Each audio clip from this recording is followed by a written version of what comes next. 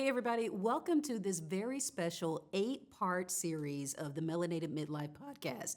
It is called the Midlife Power Move series, and we're going to break down everything as a playbook of what you need to make your midlife a reinvention of yourself on your own terms. Part 1, we are talking about why midlife is the best time to reinvent yourself, and the point of this episode is basically me giving you my perspective on midlife as a season of self-prioritization and for bold decision making. So, first point that I want to make for you is that midlife isn't a crisis. It's actually an opportunity for an upgrade. See, society likes to push this narrative that this is a midlife crisis, but I actually see it as an awakening. See, you've spent decades building a career, raising a family, or following other people's expectations. But now is the time to pivot toward what you truly want. And it's not about changing everything up. It's really about reclaiming your time, your energy, and your choices. The second point I want to make is that midlife is a mindset shift. You're going from fear to possibility. Many midlifers feel stuck because they fear the whole process of starting over. But the truth is, you're really not starting over, you're starting smarter. The skills, the experiences, and resilience that you've built give you an edge whenever you're pivoting.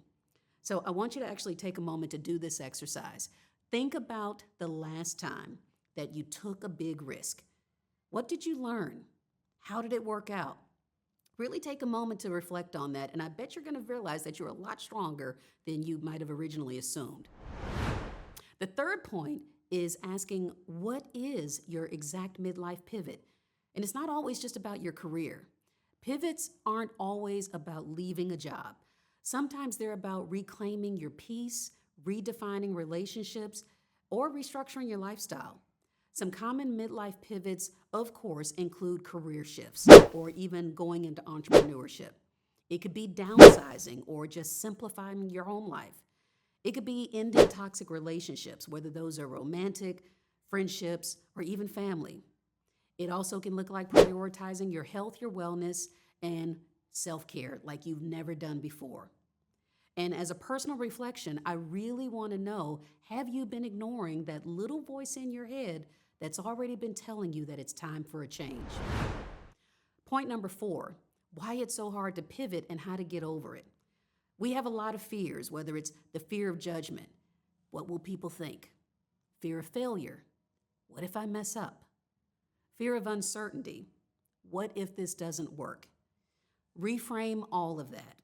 And I really want you to think about, is the biggest failure staying stuck when you know you're meant for more? Fifth point that I want to make for you is that there is a 3-step framework for having a successful midlife pivot. And it's all about the 3 C's. So the first C is clarity. What is it that you really want? And I don't want you to think about what's realistic. I want you to think about what's possible. The second C is courage. Make a decision, even before you feel ready, because guess what? You're never going to feel 100% ready. The third C is community, where you surround yourself with people who support your pivot. And this is where the Melanated Midlife community actually comes in. I actually want to invite you to join a community of like-minded midlifers like yourself who are making these types of pivots. We come together in real time and support each other in a very real way. So if you are interested in being a part of the Melanated Midlife community, I want you to go to bit.ly/MM Community Waitlist. And when you're there, we will join in all together to make these midlife pivots not quite as scary as we're making them out to be. All right?